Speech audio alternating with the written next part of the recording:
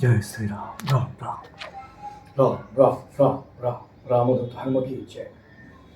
ओम हरिमर्कटाय स्वाहा।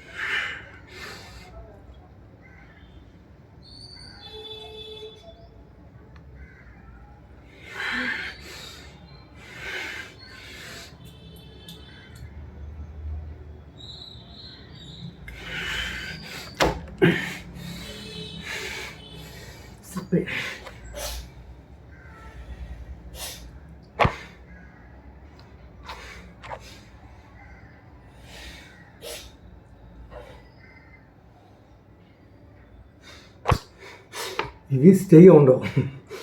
ఈ హైట్ లేవటం వల్ల స్ప్రెడ్ అవుతుంటుంది. ఈ ప్రెషర్ వల్ల, మూమెంట్ వల్ల స్లిప్ అవుతుంది.